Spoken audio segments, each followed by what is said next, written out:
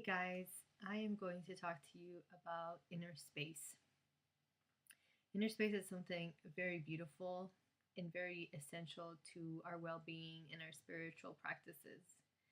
And what inner space means is that there's a space between our thinking mind and our real selves. So we are something beyond the thinking mind. There's just an essence to us that has nothing to do with the thoughts that we have, our past experiences, or anything that can go on in the realm of the mind. There's something way beyond that that's just presence, it's just essence, it's just spirit. And our bodies, our mind, are just a vessel for it. They're just a casing for it. Beyond that, we're something a lot greater than that. For most of us, we don't really connect with that space because we've been identified with our thinking minds for a very long time. So we've been consumed and overwhelmed basically with our thinking. A good example of this is hoarders. So hoarding is a good example of what can happen when internally we accumulate so many things, we don't give any space for anything. It shows up on our external. For many of us, this is the case. It's not just for hoarders. It shows up for all of us in many different ways. Some of us can manifest it in our weight, some of us in our hoarding, some of us in our addictions and our compulsions, in our relationships, the type of relationships we have. And basically what it is that you cannot silence your mind enough to allow what is higher than you to come through, basically. And when it comes through, that which that is higher than you, whether you want to call it the universe, love, God, whatever word works for you, when it comes through, it's going to come out of a place of flow, because it's not coming into a place where there's so much going on. Like if you picture a hoarder's house, that there's nothing there to allow it to come in.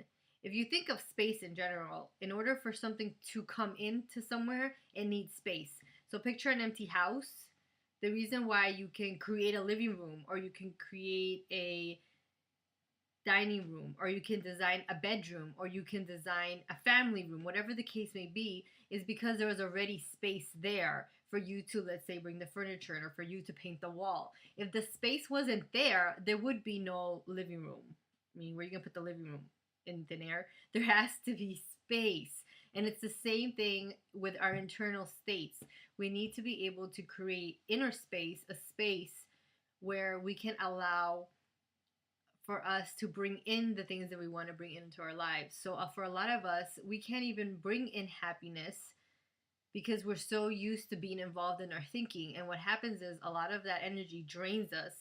So we spend so much of our time thinking and designing and creating and so many of the things that we don't want in our lives. So like when we hold on to resentment, when we hold on to anger, when we hold on to judgments, when we hold on to things that happened in the past, when we hold on to drama, whatever that thing may be that you hold in yourself internally, what it does is blocks that inner space. You've got too much stuff in your inner space for anything else to come in and flow through there, for you to actually be able to bring anything that you actually really do desire to come in. And you'll realize that the beauty of inner space is that it all has to do with awareness. So you will bring in, let's just say you bring in something, a desire or whatever. The beauty of inner space, of this awareness, of this thing that is higher than you, but a part of you, is that when it's time for that person or situation or job or house or whatever it is to leave your space again, it will leave again with the same flow, if that makes any sense. So however you design the space within, that's how things are going to flow in and out of there. If you clutter it up, there will be no space to come in. And not only that, but it'll be difficult for things to get out. I mean, picture a house that is cluttered.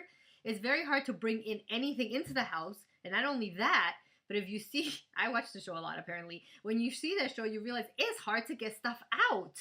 And that whatever you bring in there, the quality of what you bring in there just immediately diminishes because there's so much crud in there already. It's the same thing with our inner space. Whatever we bring in, if it's difficult to bring it in because there's already so much in there, like say it's an amazing relationship and it's so difficult for you to accept or embrace that relationship because you're carrying baggage from a previous relationship, you're carrying baggage from what your parents said to you as a child, maybe you're still upset about what your roommate said to you in college, Maybe you still feel that people look at you a certain way and you're inferior. Whatever it is, when your relation, it's going to be so hard for you to bring that amazing relationship in because all this stuff is going to begin to block it. And then when it comes, you might do the same thing that you do with everything else. You won't let that relationship to just let that relationship flow freely and easily. What you'll do is you'll give it the same energy that you know how to give anything else, which is, allow it to consume you, allow it to define you, allow yourself to be identified with it. So say you get married, then you become the wife. So then you have to do all the things that wives do. And then again, you start picking up the clutter. You start picking up, well, I'm not good enough because wives have to cook for their husbands. I don't have time to cook for my husband, or whatever it is. I don't have time to clean the house, or I'm not the perfect wife because I don't want to clean the house. Whatever it is for you that comes up, it's coming up again because this is the energy that you've designed in that inner space. And that inner space inside of us, that place where we really reside in love, in God, in the universe, in this perfect essence that we really are, in that place, in that essence, in that space, is not allowed to just come effortlessly into our lives. So this sounds like a great task. So, if you're listening to me, it's amazing because there's something in you that's ready to begin to create that space for yourself where you're able to allow things to kind of flow within you naturally, where you just know that things are going to work out, where you don't hold on to anything, where you don't accumulate any internal baggage. It sounds huge, but to be honest, the best thing about this is it's super simple. Meditation is huge for this, calming the mind, realizing that every little thought that pops into your head, you can actually diminish those by meditating, silence them, and then all of a sudden you realize, oh, I'm still here, but I'm actually not the thought. It's not even like you're thinking anymore. It's just that you know that you're there. You're kind of just like very ethereal. You're just kind of light. Well, you can also do that in every moment. Like sometimes things happen for me in my everyday life where someone just might say something and I don't have the time when someone just says something, let's say at work, to say, okay, give me a second. What you're saying is bothering me. I'm going to go sit and meditate, come back to you. Sometimes it's just not there. But the beautiful thing is what meditation does really is allows you to silence your mind through the practice of breath. You're really focusing on that internal space. And you can do that in many different ways. The best way I've noticed in my own life to do it is just to really do what you're doing in meditation, which is completely focus on my breath. But maybe just take one good breath, or if I have a little more time, 3 good breaths. And all I mean by that is just one.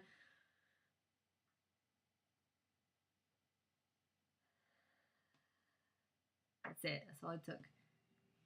That's all it took to just get me centered again. And for me to realize, oh, I'm something far beyond what is coming out of my mouth right now.